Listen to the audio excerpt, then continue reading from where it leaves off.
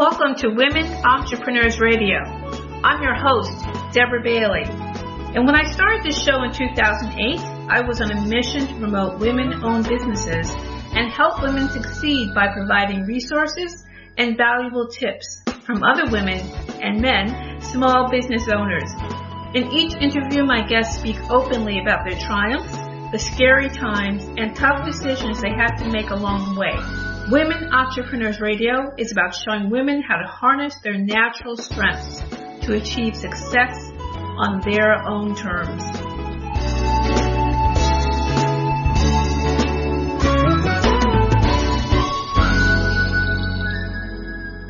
Hi everyone, welcome to Women Entrepreneurs Radio, and I'm your host, Deborah Bailey. I am so glad that you are joining us today. And if you're listening to this on Podomatic, then you can also listen to the podcast on iTunes, Spotify, iHeartRadio. There's several other platforms where this show is available, also like YouTube and LinkedIn. If you're on those platforms, you can go to womenentrepreneursecrets.com, which actually at this moment, if you go there, may be a little bit under construction because I'm moving it over to WordPress. But when you get there, you can also find bios of other people who have been on the show and also links for the podcast that are on different platforms. So I really hope that you will check the shows out and also share them with your friends. And also my website is dbaileycoach.com. You can find a little bit more about me and my books. And also brightstreetbooks.com is where you can find out about my fiction. So if you're interested in those things, I hope you will visit and definitely share those as well. So we are going to get started with my guest today and begin with the end in mind is a motto that Kym Niles, founder of I Can and I Will Make Your Mark, embodies and preaches daily. Vivacious leader, magnetic mentor, and overall eccentric woman, Kym, from a very young age, was able to realize her passion for people.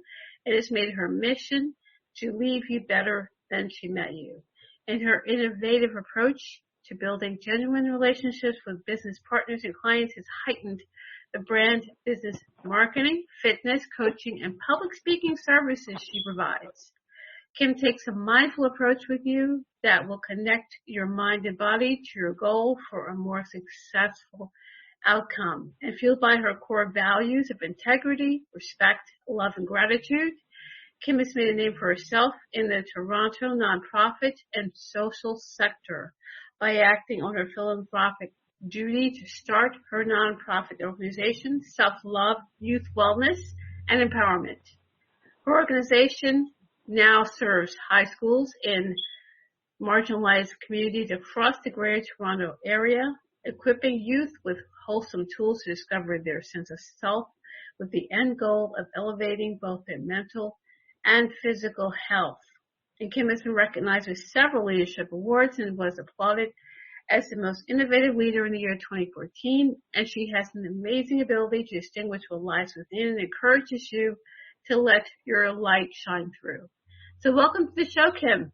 Thank you. Wow. I was listening to that. I was like, is that me? Doesn't it always happen when you're hearing your bio? It's like, huh? Who is that? It's so weird, but it's really fun to show you everything that you have done and how important it really is. So, Kym, can you please share with the listeners first, how did you get started in the work that you do? So I started off, I'll give you the fast track version, being within the fitness industry and literally sitting in front of thousands of people and coaching them through their wellness journey. I have to call it wellness. I don't want to say necessarily fitness because your fitness begins in the mind. So I really call it that it's more mindful. So after sitting in front of thousands of, men and women and really getting them to see the need for them to embark on a journey on taking better care of themselves. And, day after day after day, I would do this. And it was just like, one of the things the fitness industry is known for is, you sign up for a gym membership And one of the things that happens is they try to sell you personal training. So I used to be that girl that would, health center director, wanting to sell you personal training after you've bought the membership. And, people at first would see it as, it's more of a cash grab, but really and truly one of the biggest reasons that people don't continue to work out is because they don't know what to do in the gym. So I always saw myself in a position of education and helping people to really learn how to move well so that they move often. So day after day, I would, continue on this journey. And then one day, to be honest with you, I'm going to be very transparent because I want to be able to be relatable to potentially someone out there in building a group personal training program with the company that I was working with. Built it, developed it. It was doing fantastic, profiting really well. And then the program got sold. And for me, it got sold without me even knowing that it got sold. And at that point, it was kind of like a kick in the gut. But it was also a huge wake-up call for me where it was like, you know what? I'm not working on my legacy.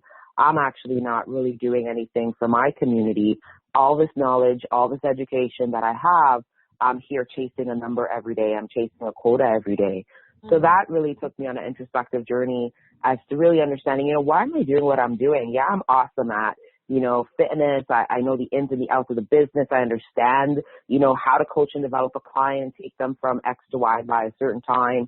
And now it's like, okay, how can I make this more meaningful and really attach my legacy to it? So that's where it started for me. And, honestly, it was kind of that I was really, really good at building up businesses and, getting them started, especially within the fitness industry, because I really am very passionate about people moving. I didn't see it as being belligerent or pushy or anything like that, because I was really forcing you to do something that really would impact your whole, your family, the generation that follows you, if you have a stronger holistic life. So I started to think, okay, so where do I start? And, I was literally working out one day, and that's how I actually came up with the name I Can and I Will, because, sometimes it's really easy for us to do things for others. And, when you're working for a company in order for you to drive that business, but it was like, you know what, if you're able to do that for them, why aren't you able to do that for you? One of the things I also did identify really early in working with clients is that I was working with a lot of people that were 30 plus. So for me, it was kind of like, you know what, let's begin at a younger age. How am I able to take my education and my experience and impact younger people? So that way, if you start moving at an earlier age, then for now it's going to become a lifestyle and makes it for healthier adults. So I sat down. I was like, okay, you know what? I want to start a group with young people. And that's how I came up with the name Selflove Youth Wellness and Empowerment. And the reason for that is because everything does begin with self, and self-love is an act of you choosing you first. It's not narcissistic as sometimes where people think it is, but it really does begin with you, because I can't give what I don't have.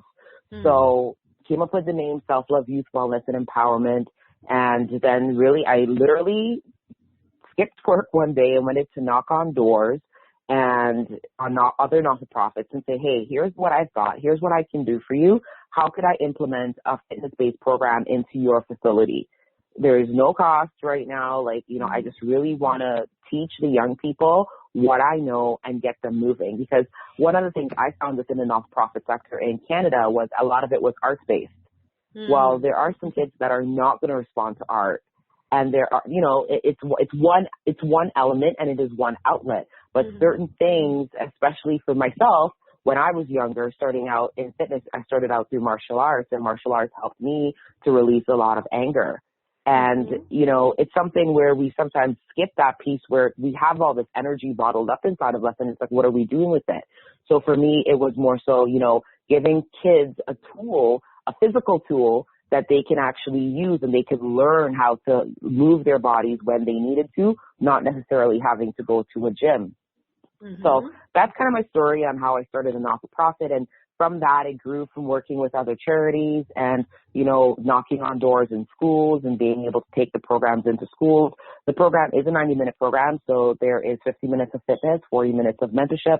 The idea behind that is really after you move, you break down, we face adversity together, the walls come down, then we're able to have decent conversation where we can just be real and be honest so we can actually get some work done. So that's kind of how that work started in terms of working with youth. And now what I do as a fitness expert is I work with businesses that exactly what I was doing in a big box gym and helping to build their businesses. I do it now for smaller gyms, helping them to really understand their business, how to build community, how to build culture, but also be profitable in doing so as well. Wow. So that is me. I know. Wow, that's terrific. Yes. That was a short version.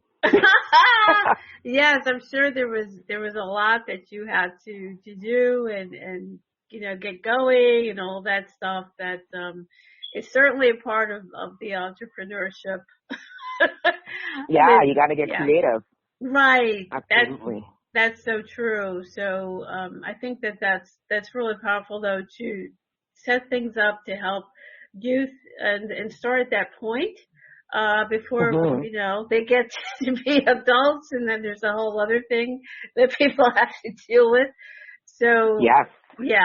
Yeah. At that point, I think that's great, that you start to work with them very early, I think. So, what are some of the things that you share with them, to help them to really, to be empowered?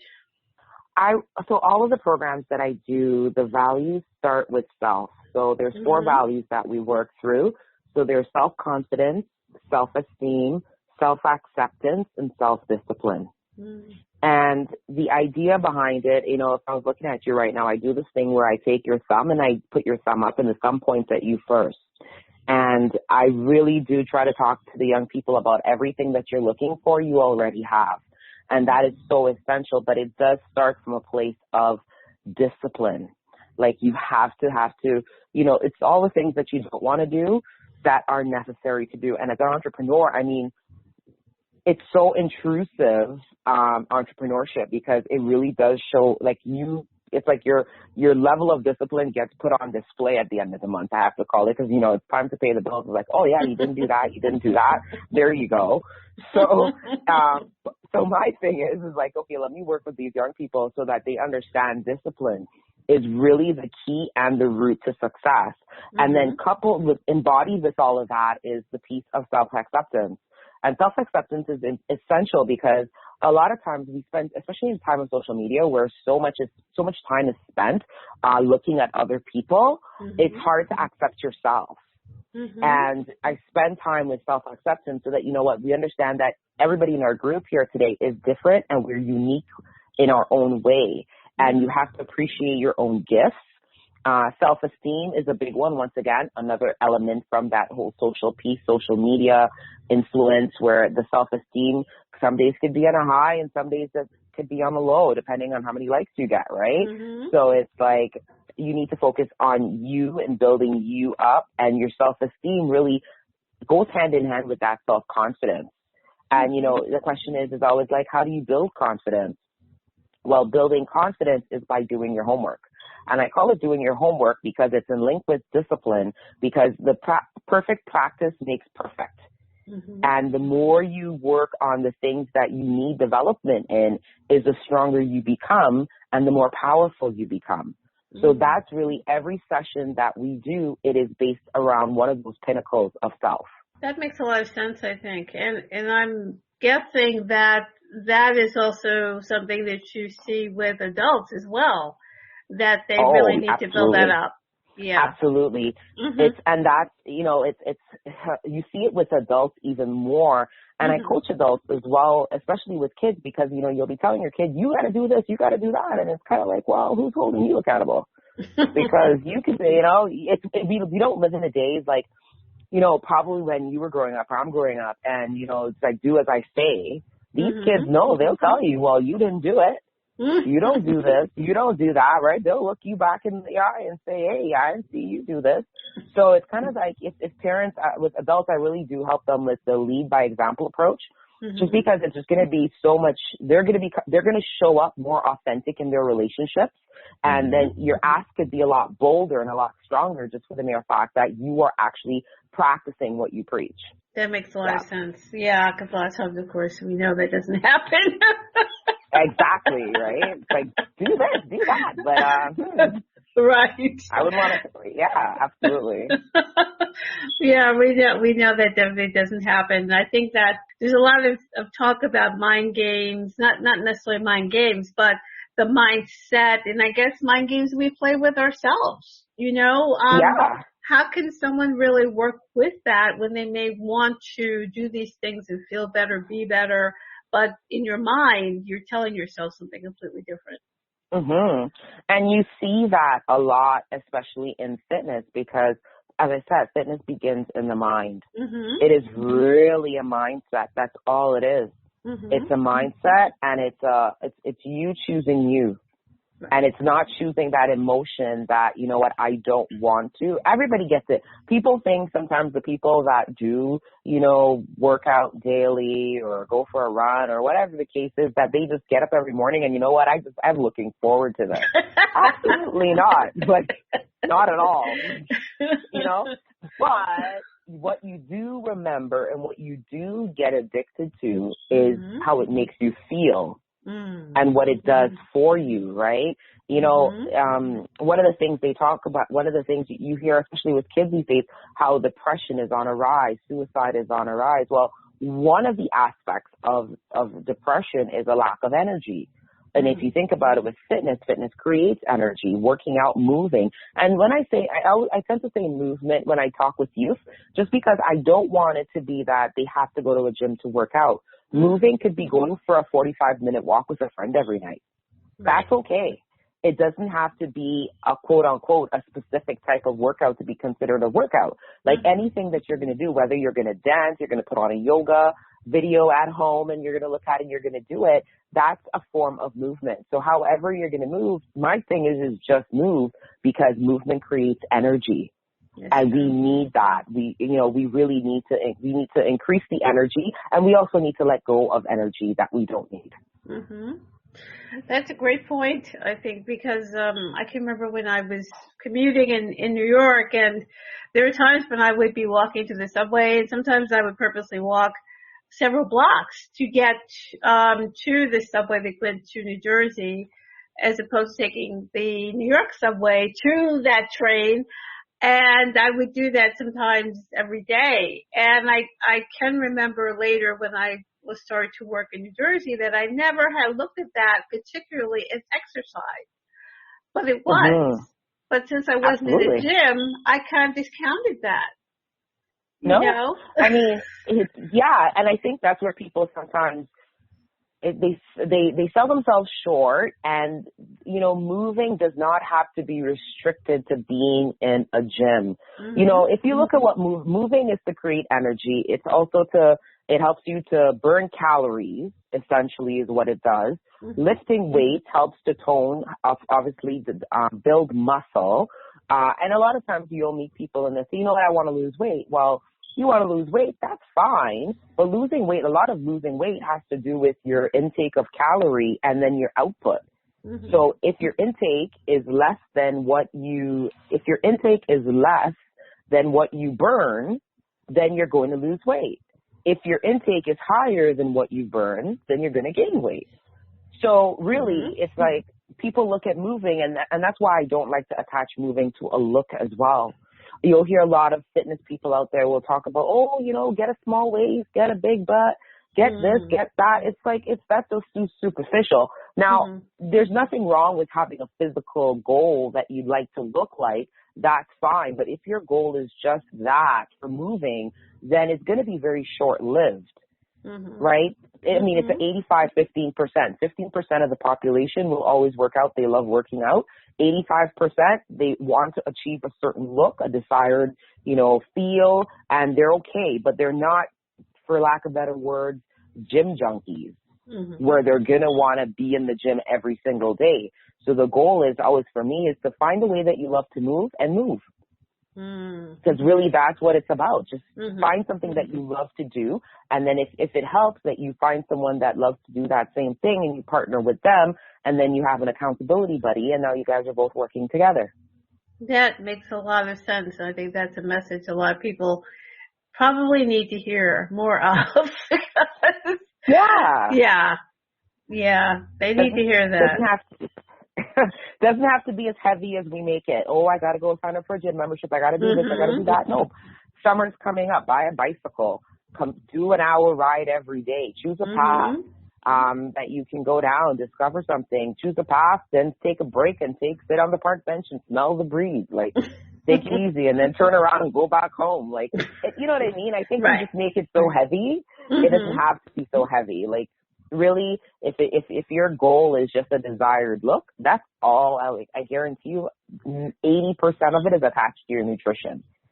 So it's really understanding the huge benefits of moving, the serotonin release in the brain, the happy endorphins that happen, helps to combat stress. And if we think about stress, which is like the number one reason for diseases today, which breaks down our immune system, attacks our adrenal glands. Our adrenal glands are responsible for the fight and flight system in our body, which releases a lot of cortisol, which cortisol flushes into our body, and now we're always in panic mode. So what we're trying to do is we're actually trying to reverse that. And when you move, it actually helps to reverse that, helps to calm you down. It helps to release that happy endorphins, get your body get you feeling under control, getting rid of that anxiety, just taking it easy, but not making it so serious that it's like an event, like it's work. Some people look at fitness like it's work, like it's not work. It's just choose something you love to do, start 30 minutes a day, and then build from there. That's true. I think that's a lot of how things are presented, and also you see a lot of commercials for gym equipment and things like that. It always seems to make it look like you've got to go all the way out, or it's not good enough. No, not at all. Honestly, not at all. Even as it's cold now, walking in the cold burns more calories because it's cold. You got to keep warm. That's an interesting point. Up. Right. No, but it's true, right? Your body's got to keep warm. So go for a walk, put on those boots, try treading in snow is like treading in sand, right? Wow. That's a lot of, why not? Put a timer on your iPhone or your watch or something and 30 minutes and go for it. So even if it's at lunchtime, sometimes people are like, I got to pick the kids up after school, whatever. No problem. You got an hour break, commit 30 minutes on that break to go for a walk. I don't care. And you can even do stairs at work if you want. Up and down those stairs, 15 minutes. That's true. Like you make it, it is possible once you make that commitment to make it possible. That's true. That's a great point, I think. And where I am in New Jersey, some of the office buildings also have areas around them where people can walk.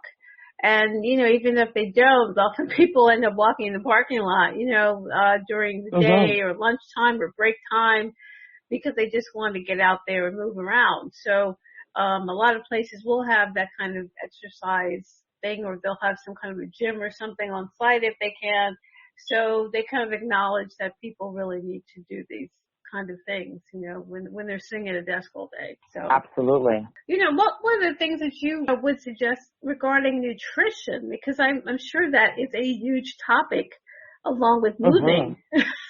There's something, so with nutrition, that topic is a little bit, obviously culturally, that it comes into play because we have a lot of traditions that we carry down in our families. And sometimes these traditions are not the healthiest of traditions. So, but what you have to do is, you have to say, I always call it mindfulness, like be mindful when it comes to food. I am not somebody that will tell you to cut everything out of your diet. I don't believe that makes any sense. I am not a fan of diets. I don't think they work. They're short term. Right? There's a lot of places that, they'll give you shots and you beef up on your vitamin Ds and so forth, and you lose tons of weight, but then you gain them back. So I'm always about a realistic approach. First, if you're deciding to embark on a journey, don't change anything. Get yourself a book and this is going to be your food journal. And for 1 week, if you need 2 weeks, write down every single thing that you eat. Mm. Just journal it and have no shame. No one else. Because here's the thing, what I find with clients is like when I say that tell them to do this, everyone starts eating perfect. They start having salads at lunch. They start putting all the good stuff. And they say, come on, guys, be honest with yourself. I want you to be honest, and I want you to write it down. And there's no shame, because here's the thing about shame. It's like whatever goes on in the dark shows up in the light. Mm. So write down whatever you eat on your journal. There's no judgment. That's why we're doing this exercise. Then from there, after the week or 2 weeks, let's look back at it and let's see. Everyone has a comfort food. We don't eat that many different things. Everyone probably has about, I'd say, 10 to 15 different foods, if that much, that we eat all the time. Mm-hmm. And usually that's where the problem is. It's somewhere within a couple of those foods that you're eating that is the thing that we need to fix. Mm-hmm. So once we identify what is your thing, what is it? Is it your sugar, that you love sugar? Is it the salt, right? Because usually those are kind of the two monsters, if you want to call it, right? One retains a lot of water. One keeps your sugar, insulin, keeping it spiked, which keeps you hungry every hour or so and keeps you calling for more. So it's like, what can we do? And then we begin to replace things. Mm-hmm. So, for example, you tracked all your food for a week or two, and then now we're going to make some slow adjustments. Maybe, and the other big one that I find with a lot of people is sometimes they're under eating. Mm-hmm. They're under eating, so they'll be eating like 1 meal a day or 2 meals a day, and it's like, no, the goal here is to speed up your metabolism and to keep you to keep your body, burning all the time. So it'd be like, let's introduce breakfast. What does that look like? I don't like breakfast. Okay, let's work on having a smoothie then. So that way on your way to work, as you're reading the paper or you're driving or something, you can have a smoothie. What does a smoothie look like? Let's get something green in the smoothie. Let's, put some fruit. What's some of your favorite fruit that you want to probably add to that smoothie? So once again, I'm not having the conversation of restriction. I'm having the conversation of let's change how we eat. But let's add some stuff. So, if you like pineapple, let's just say, and you want to add pineapple to your morning shake, in the beginning, I'd say, okay, let's do that. But then we'll start to cycle you off, right? Mm. So that way it's like I'm not taking you off like cold turkey, saying, no, you were eating pineapple 4 times a day, and I'm going to tell you, oh, no, you're not going to have any now. That doesn't work. It needs to be something where it's like, right, gradually. You start to cycle off of it, and you may sometimes need it. There might be, one of the beautiful things about the body is it usually tells you what you need. So sometimes people say, I crave chocolate. Well, there's probably some vitamins or some minerals that you're actually needing that is in that particular item that you're craving. But let's find out what it actually is. And a lot of it is to do with playing with your food. So I would say, rule of thumb, every meal that you have, try to get something green on there. The thing about having dark leafy greens, I'm not talking about lettuce. Lettuce does not count. Lettuce is just like having a cup of water. So we want something dark leafy. We want to have things like kale, broccoli, Brussels sprouts, asparagus, like things that would have roughage in it. Now, what this does is it helps to alkalinize the body, really helping you to get what you need for your body to actually be able to, your immune system to be built up, but also to have the right fiber, which helps with also elimination. Sometimes we do a lot of talking about, what should I eat? But we're not talking about, are we releasing what we eat, which is a very, very vital piece. I'll have clients that'll say, I haven't gone to the bathroom in 2 days. That's not normal, right? Mm-hmm. And then they'll be like, that's normal for me. Well, let's just start with fixing that, because that alone, that blockage right there, could be potentially why you have eczema, why you're experiencing so much acne, why X, Y, Z. So, you want to make sure if you add something green to your plate each time, it's just going to get you in that habit of, what's my green thing for breakfast? Maybe it's spinach. Lunch, I'm going to add some broccoli. Dinner, I'm going to have some asparagus. And I always tell people too, do your research. Like, don't just depend on someone to tell you what to eat. We all grew up knowing that you need to have something green on your plate. You got a carb and, you have a protein there. So if you know that's kind of the module that, you know, your parents hopefully would have had that system for you growing up, so that it's like, do the research. Like, what are the greens? Try out. Go to the grocery store, pick something up, Google a recipe, see how you like it. You know, squash is one of my things. I love squash. Making squash soup.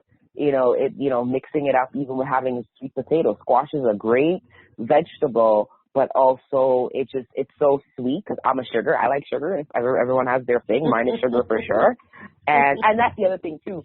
Not having shame around what your thing is, right? So mine is sugar. Like, if you bring me like sugar-free dessert, I will throw it back at you because, like, what is sugar-free dessert? Like, dessert has sugar. Like, but everything in moderation, right?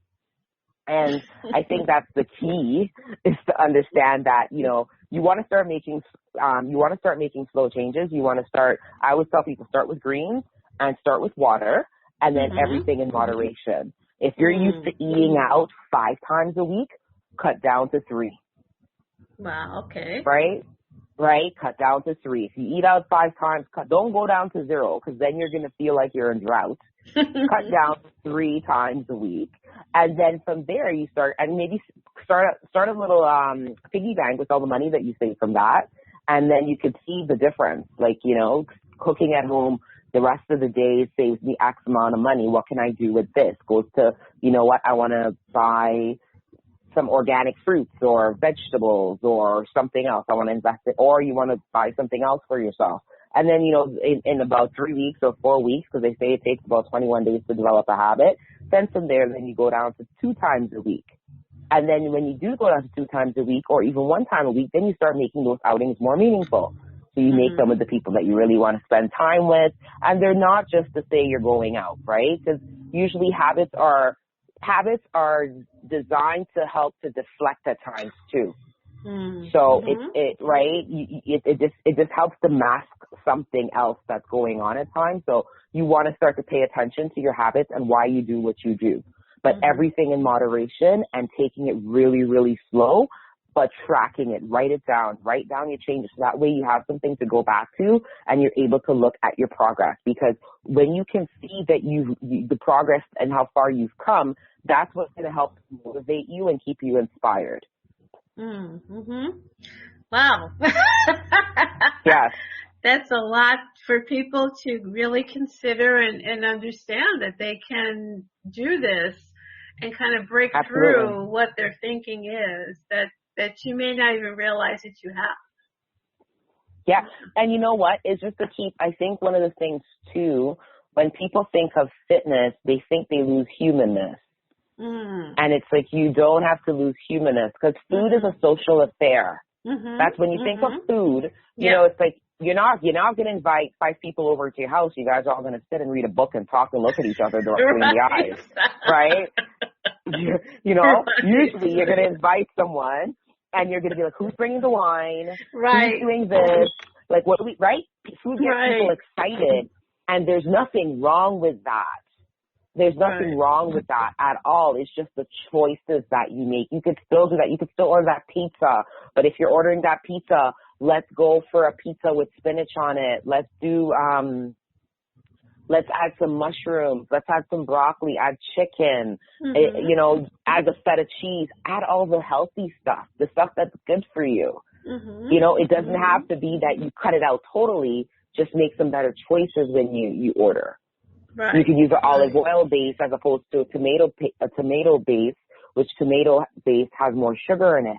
Olive oil is going to be a little more healthier for you, right? So it's small substitutions that gradually get you to where you want to go. Well, that's great, because I think that's the thing that makes a lot of sense for people who realize they don't have to just throw everything away when they're making a choice. Yeah, absolutely. Exactly. It's just important to find balance, right? Like that's what's going to keep you, that's what's going to make you the most successful, is finding a healthy balance and, you know, and also celebrating your wins. Like celebrating your wins and finding people that help you to celebrate your wins. Like, you know, you're on this journey, talk about it. Don't be ashamed. You know, one of the things people always, I'll find clients, like if they're a little bit heavier, they're like, oh, I don't want anyone to know. Well, why not? Tell people around you, because then they can support you. Right. They can support your decisions, right? But it's all about finding healthy balance and just being mindful. That's true. That sounds much better. And I think that sometimes the media kind of pushes this idea that you have to just give up everything or else. You know? Yeah, but that is just false marketing, and it's not for longevity. Usually media sells products and sells services. That's true. You know, buy this bike and you're never going to be overweight again. Really? You want to watch that? In my basement. Watch me. That there was an ad that was on, I guess, around the holidays that people were starting to make fun of online. I'm not going to mention any brand names, but yeah. And it was like every ad was this ad. I'm like, who does this? Yeah, like, come on now. You know? Not to mention who could afford that. Everybody can afford this. But it's like, oh, you know, let me put this big bike here in the window and I'm just going at it. It's entertaining, but at the same time, the average person's like, come on, already. You can't. Yeah. You feel like that's not acceptable. And then, of course, now it leaves the everyday person feeling like, well, I can't do that or I can't afford that. So there's no need for me to try to make these other changes in my life. So, so it's important what you're saying. It's extremely important for people to realize that is more of an extreme in its marketing, and it doesn't really have to be that way. Thank goodness. Yeah, absolutely. But could you please share where everybody can find you? So you can find me online, Kym Niles, on my website, kymniles.com. So that's KYMNILES.com. You can find on that handle on Instagram and on Twitter as well. And then on Facebook, I'm still under I Can and I Will. So you can find me there. Yes, what you're sharing makes a lot of sense, and it makes health and fitness really accessible to really everyday people who may feel that that's something that they are being made to feel that that's something they can't do for themselves. Absolutely. Yeah. And I think it's just important. Like, wellness is for everybody. Like, everybody deserves to feel well. And I think that's the piece sometimes that we get lost in the trends and the fads, and, you know, we do the things for the wrong reasons. And it's just like, this is, you know, we live in a day where we talk so heavily on mental health, and mental health, a huge component of it has to do with obviously self-identity, self-projection. And, you know, if we start doing our part, not everything, obviously we can't control everything that we take in, especially from that visual aspect, but let's at least do our part, and let's at least become mindful of what we are doing for ourselves daily. You know, as far as social media, which sometimes is like the worst place you can be, in terms of being healthy, I think sometimes, but I'm seeing more conversations about mental health on there. And, you know, as I'm saying, sometimes that may not be the best place for you to spend a lot of time if you're feeling challenged by that. But I think it's taken a long time for people to really even voice that, and then to see how it all is connected. And from what you're saying, it sounds very much like all of these things are connected, and people need to really open up to that. Definitely. Yeah. And I mean, stress management is so key, and chronic stress has become so normal, and that's what is so scary. Yes. And, you know, if we think of the medical industry, I would say that they need to do a better job at letting people know that. Because, you know, a lot of diseases we succumb to them because of stress. If your immune system is very low, your adrenal glands are taxed and your body is just in overdrive. You know, imagine, you know what I tell people, this is such a great analogy. Imagine being here we have Wonderland. So it's like a fantasy land kind of island kind of thing. And you're on top of that roller coaster. And before they drop, that feeling that you feel this like chemical rush in your body, Yes. your mouth goes dry, and your heart's beating extremely fast because you don't know when it's going to drop. Imagine that's how most people walk around every day. Wow. Right? Because that's your flight or fight system kicking in, your adrenaline just rushing, and that's how we have conditioned ourselves to learn how to live. So imagine, how does your immune system survive in an environment like that? It can't. So then you become susceptible to anything in the environment. And then, then the food we're eating is also not as, what's the right word, potent as it used to be. And so then we're not getting the minerals and all of the vitamins that we need from it. So then you've got this adrenaline that's continuously going. Food quality has dropped. And then we're just kind of left to hang out somewhere in the middle and figure it out. Right? And that's the dangerous part. I could definitely vouch for that. Having worked in corporate and worked in IT, and everything is always reacting to something else. And just the idea, I was working in New York, and it's always, everybody's always in a hurry and rushing, and you just kind of start to adapt. Absolutely. And, one of the things I would suggest, if there are any people listening that are leading teams, is promote your teams, have downtime, and have time for them to move. Talk to your staff about it. Because think about it. We live in a time where the people that you hire, that you're going to be paying them for their judgment.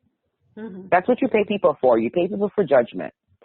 So if you're paying people for judgment, and moving and eating, nourishing your body properly leads to mental clarity, guess what? That results in people showing up better to make better decisions in your company. So leaders have an obligation to promote holistic health throughout their company, because their P&L statement is going to look a lot better at the end of the month if they actually do that. It's a bit overrated to me, and this is one of the things I try to demyth when I manage teams, is like, people will say, you know what, I'm going to stay extra, Kym, I'm going to work 18 hours. Well, working 18 hours makes you're not going to show up for me properly tomorrow. Right. So working 18-hour days does not reap me benefits in the long run. All it reaps is burnout and you just showing up in autopilot. So any leaders out there, if you're listening to this, think about that. You pay people for judgment. You pay people to grow your business, to help make proper decisions in your business. Moving, fitness, nutrition, all helps with mental clarity, which will help to make better decisions in your business. That's true. Yeah. That's what I could definitely agree with that. And I think also with entrepreneurship, particularly women entrepreneurs who may be really trying to juggle a bunch of things at one time, often they're not taking care of themselves. They're taking care of everyone else and trying to start something or run something. Yeah. And it's not healthy. Not at all. Not at all.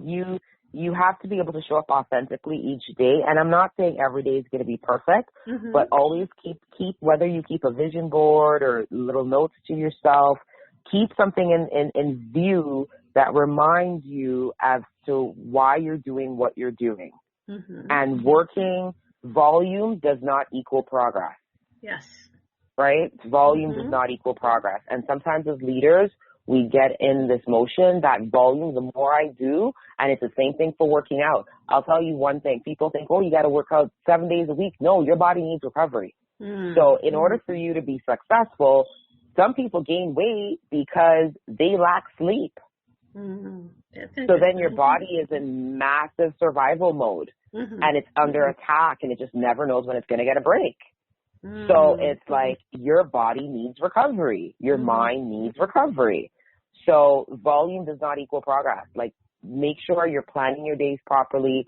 That discipline piece is so important because, what gets planned gets done. And that also goes for your downtime too.